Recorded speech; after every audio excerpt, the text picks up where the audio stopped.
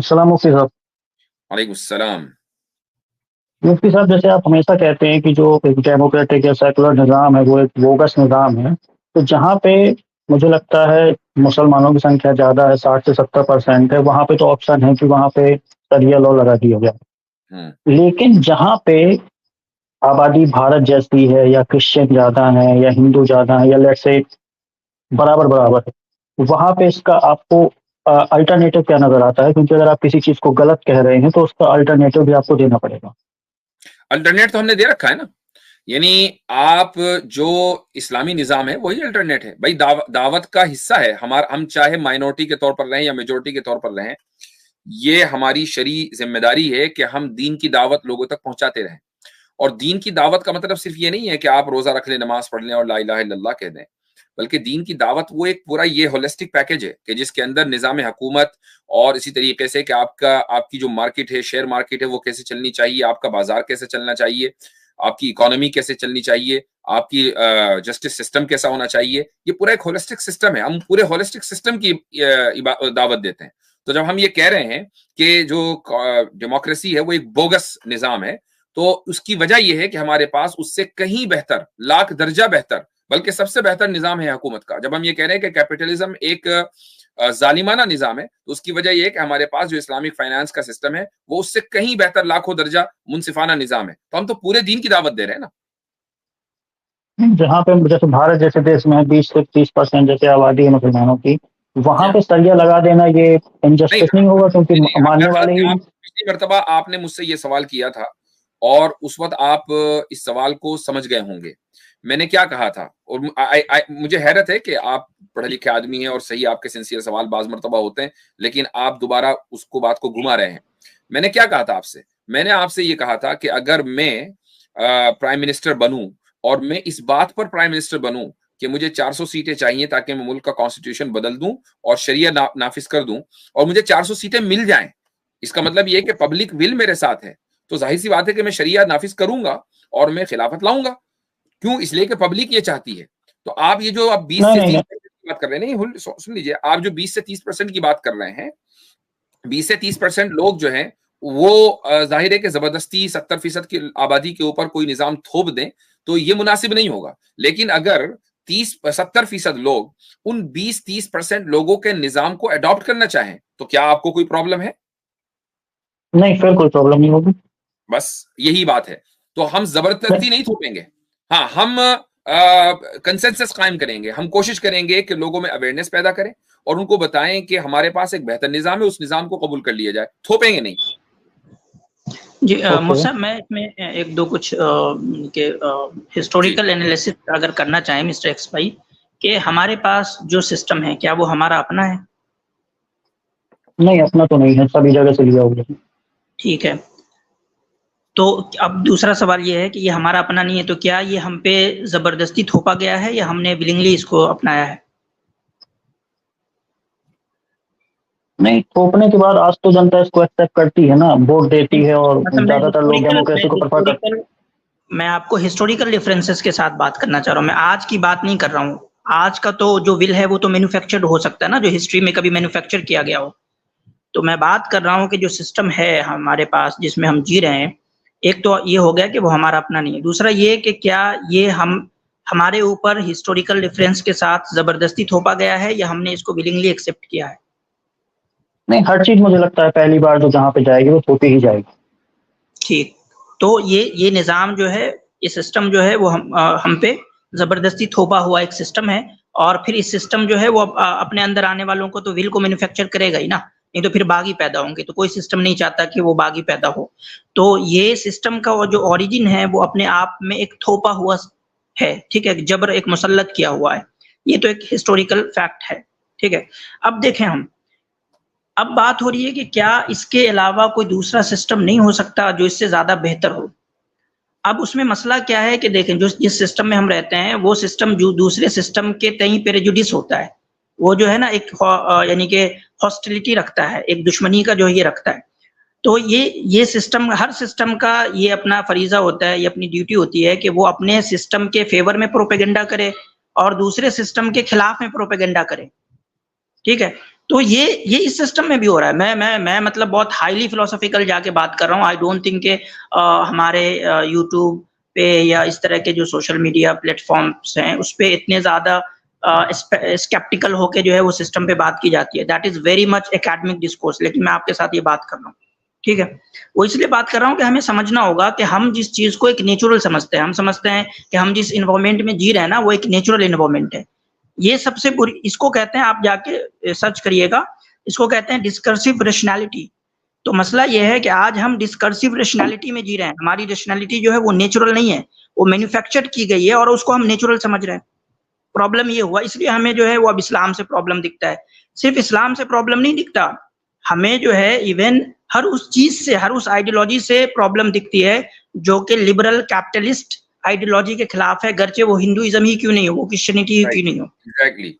यानी आप देखें कि इस इलेक्शन में मोदी के नुकसान की जो बुनियादी वजह थी वो ये डर था ना लोगों का कि भाई कॉन्स्टिट्यूशन चेंज कर देगा। देखें, अगर बात सीधी बात है, मुस्लिम वोटों से तो मोदी का नुकसान नहीं हुआ। मुस्लिम वोट अगर रियलिस्टिक देखा जाए तो पहले भी शायद मोदी के साथ नहीं था, आज भी नहीं था। तो अगर मोदी को नुकसान हुआ है तो वो तो हिंदू वोट्स की वजह से हुआ है। तो हिंदुओं ने वोट क्यों नहीं दिया? इसलिए नहीं दिया कि भाई वो 400 पार का नारा दे दिया था। तो एक लिबरल निजाम को जो कि वेस्ट ने इंडिया के ऊपर थोपा है उसको फेवर दिया गया है। चाहे हम उसको हिंदू राष्ट्र के मुकाबले में हम खुद उसको अच्छा कह रहे हैं, हम ये नहीं कह रहे कि हिंदू राष्ट्र बहुत अच्छा है, हम उस निजाम को अच्छा कह रहे हैं। यानी दो बुराइयों में से हमने एक हल्की बुराई को हम पसंद कर रहे हैं। लेकिन अगर आप हिंदू, मैं थोड़ा हिंदू राष्ट्र पे भी बात कर लूंगा कि हम उसको क्यों ज्यादा बुरा मानते हैं, इसको भी मैं इंशाल्लाह डिफाइन कर दूं। क्योंकि देखिए हिंदू राष्ट्र का जो कॉन्सेप्ट है ना, हम उसको मानते ही नहीं है कि वो इंडियन ओरिजिन है, वो बेसिकली मॉडर्निटी का ही एक प्रोजेक्ट है। अब हम कैसे उसको डिफरेंशिएट करते हैं मॉडर्निटी के से, हम कैसे उसको जोड़ते हैं? हर वो सिस्टम या हर वो मूवमेंट जो कि माध्यत परस्त हो, जो कि मेटेरियलिस्टिक हो, ठीक है, जिसका जो है, अब बताएं कि जो हिंदुत्व का जो मूवमेंट है उसमें क्या गुड जो है वो प्री डिफाइंड है, और वो गुड जो है वो क्या हिंदुइज्म का जो स्पिरिचुअल एस्पेक्ट है उस पे मबनी है, उस पे बेस्ड करता है? नहीं करता है। उसके यहाँ जो गुड को जैसे डिफाइन किया गया है वो मतलब के समझे कि नेशनलिस्टिक अप्रोच से किया गया है, यानी कि हिटलर से सीधा इंस्पायर्ड है। ठीक है। तो इसलिए हम कहते हैं कि हिंदुत्व जो है वो यानी कि हमारे यहाँ जो डिबेट भी होती है ना हिंदुइज्म और हिंदुत्व की, वो आइडियोलॉजिकल बेस पे नहीं हो रही है, वो जो है वो एक इमोशनल बेस पे हो रही है। और लोग कह रहे हैं कि भाई, कुछ लोग कह रहे हैं हिंदुइज्म जो है हिंदुत्व से अलग है और हिंदुत्व जो है वो हिंदुइज्म से अलग है। उसकी क्या फिलोसॉफिकल एजम्पशंस है जिसकी वजह से वो अलग है, वो क्या फाउंडेशन है जिसकी वजह से वो अलग है, वो कोई डिस्कस नहीं कर रहा। तो हिंदुइज्म और हिंदुत्व में जो चीज सबसे बुनियादी तौर पे फर्क करती है वो क्या है? वो है उसका कॉन्सेप्शन ऑफ गुड, उसका के खैर का कॉन्सेप्ट, के अच्छाई क्या है उसका कॉन्सेप्ट। हिंदुत्व जो है वो एक प्योरली मटेरियलिस्टिक अप्रोच रखने वाला मूवमेंट है। और कोई भी रिलीजन, गरचे वो गलत ही रिलीजन क्यों नहीं हो हमारी नजर में, वो कभी भी मटेरियलिस्टिक अप्रोच नहीं रखता completely. That is the difference between Hinduism and Hindutva. नहीं, मैं हिंदू राष्ट्र पे तो बात ही नहीं कर रहा था, क्योंकि वो तो उसका तो कोई बेस है ही नहीं, ये तो मुझे भी पता है। शरिया का बेस है, इसलिए मैं उस पर पूछ रहा था। लेकिन मुझे फिर भी लगता है कि डेमोक्रेसी में कुछ बोगस चीजें हैं, लेकिन फिर भी अभी मुझे लगता है कि वो कुछ चीजें हैं जो मुझे लगता है शरिया से बेटर है। मैं 2-3 पॉइंट उस पर रख देता हूँ। जैसे एक पॉइंट ये है कि अभी आप और हम डिबेट कर रहे हैं एक टॉपिक पे, धर्म पे।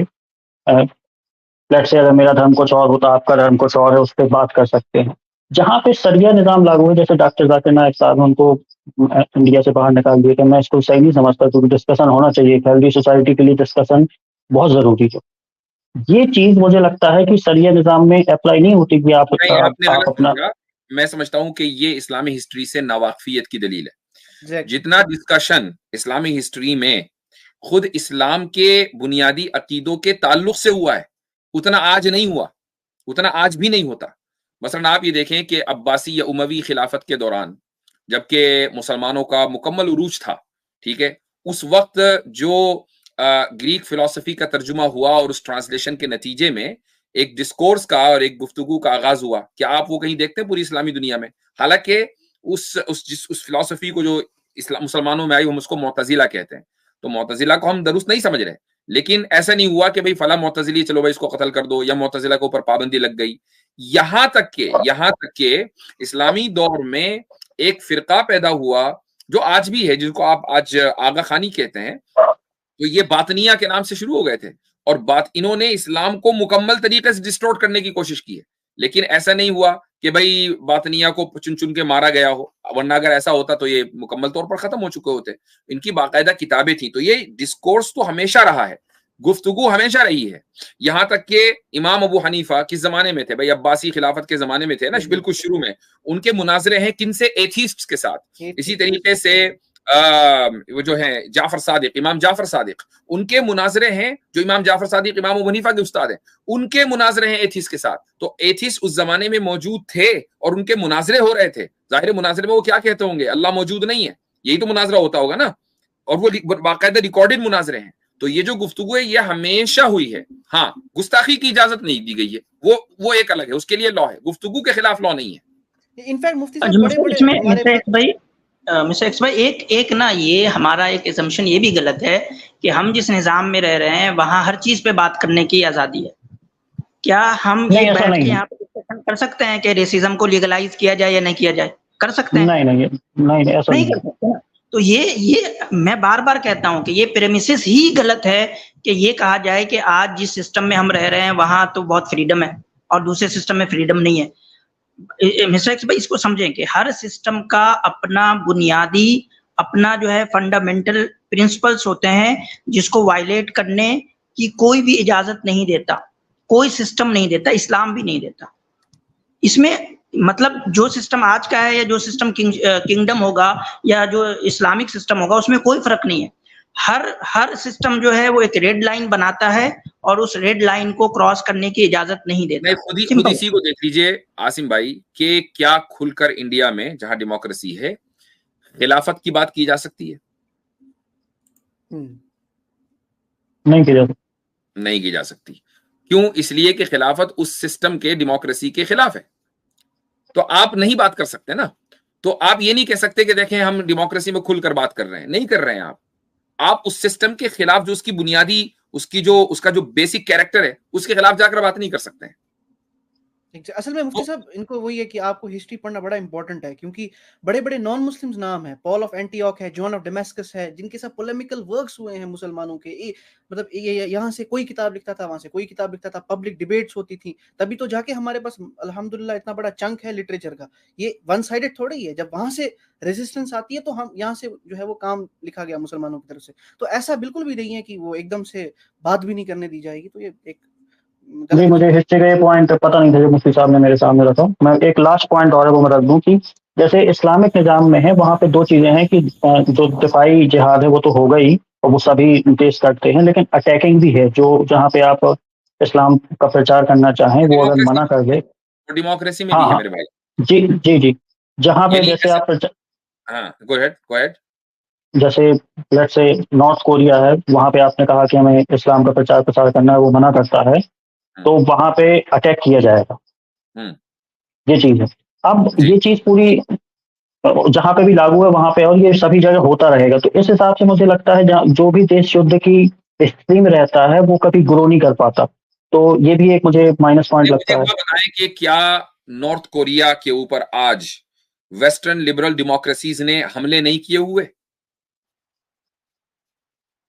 नहीं किए हुए हैं ना, क्योंकि हमला करने के लिए जरूरी नहीं है कि मिसाइल ही गिरे।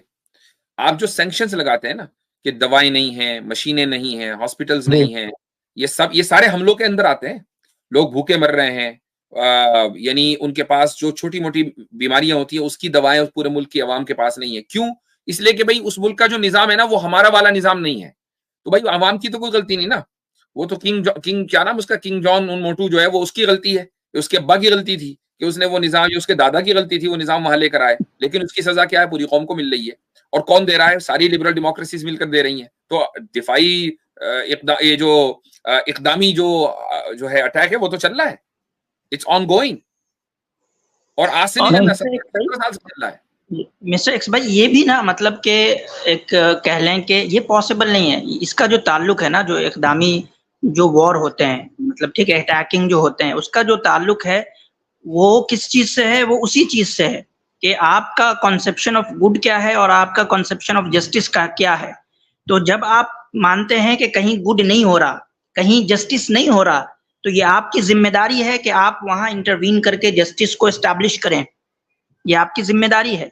तो ये चीज आपको थ्रू आउट हिस्ट्री हर एक जगह दिखेगी कि जब कोई सिस्टम अपने जस्टिस को डिफाइन कर लेता है और अपने खैर को, अपने गुड को डिफाइन कर लेता है और उससे अलग कहीं कुछ देखता है, तो फिर वो वहां इंटरवीन करता है। वो अपनी मोरल रिस्पॉन्सिबिलिटी समझता है कि वो जस्टिस और जो गुड है, जो उसके अकॉर्डिंग उसको जो है वो एस्टैब्लिश करे। ये आप भी बोलेंगे ना कि एक मोरल इंसान की निशानी तो यही है कि वो कहीं इनजस्टिस होता देखे तो वो वहां इंटरवीन करे। जी, जैसे अभी अमेरिका अफगानिस्तान में या जगह जगह इंटरवीन कर रहा है, तो वो उस लायक है कि इंटरवीन कर सके। लेकिन इस्लामिक निज़ाम में ये है कि अगर आप लायक भी नहीं है फिर भी आप करें, और जैसे हिस्ट्री में देखा गया है। ऐसा नहीं है मुझसे इसमें ये भी है कि लायक होने का जो डिफिनेशन है ना, वो हमारा अलग है।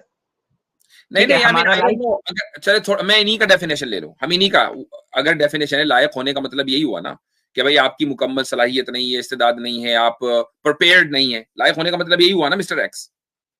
जी, चीजें नहीं है आपके पास उतनी बराबर लड़ने की, नहीं है आपके पास उतनी, उसमें ठीक है, तो उसकी हमारे यहाँ भी कोई गुंजाइश नहीं है। पहले कुरान करीम में वाज़ेह तौर पर यह हुक्म है कि जितना तुमसे हो सके उसकी तैयारी करो। वअइद्दू लहुम मस्तताअतुम मिन कुव्वतिन व मिन रिबातिल खैल, कि पहले तुम तैयारी करो। तैयारी करने के बाद जब तुम उस लेवल पर पहुंच जाओ तो बिल्कुल ठीक है, तभी इकदाम होगा ना। उससे पहले कैसे इकदाम होगा? हाँ, दिफा तो आप कभी भी कर सकते हैं, आप एक तलवार से कर सकते हैं, आपके हाथ में कुछ नहीं है, दिफा तो आप हर हाल में करेंगे। इकदाम के लिए तैयारी का हुक्म है। फिक की किताबों में इनफैक्ट ये तक लिखा हुआ है कि रूलर को बहुत सी चीजें देखनी पड़ती हैं कि अगर उसको डिक्लेयर करनी है वॉर, तो ये देखना है कि मेरे पास जो है असलाहा है, यानी वेपन्स हैं, मेरे पास रिसोर्सेज हैं, कैजुअलिटी कितनी होंगी, गुड प्रिवेल करेगा कि बैड प्रिवेल करेगा, तो सारी चीजें देखनी पड़ती हैं। तो चले ठीक है। आई थिंक मुझसे लंबी गुफ्तगू हुई। मिस्टर एक्स भाई, मैं आपको लास्ट में एक सजेशन दूंगा कि आप जाके सर्च करिएगा और कुछ एकेडमिक पेपर्स मिलेंगे तो वो पढ़िएगा। मिल्लत सिस्टम सर्च करिएगा, ठीक है। हम आज भी कहते हैं कि माइनॉरिटीज के लिए जो सबसे बेहतर सिस्टम है वो मिल्लत सिस्टम है, ठीक है, जिसकी बुनियाद जो है वो मीसाक मदीना में मिलती है। तो वो यानी कि हर उसके लिए, जैसे मुसलमानों के लिए इंडिया में, या मान ले कि किसी दूसरी जगह पे जहाँ कोई और दूसरी कौम माइनॉरिटीज में रह रही है, तो उनके लिए सबसे बेहतर जो निज़ाम है वो मिल्लत सिस्टम है। इस पे कुछ आर्टिकल आप निकाल के पढ़ सकते हैं, ठीक है। मिल्लत सिस्टम सर्च करिए। चलें जी, सलाम। Thank you.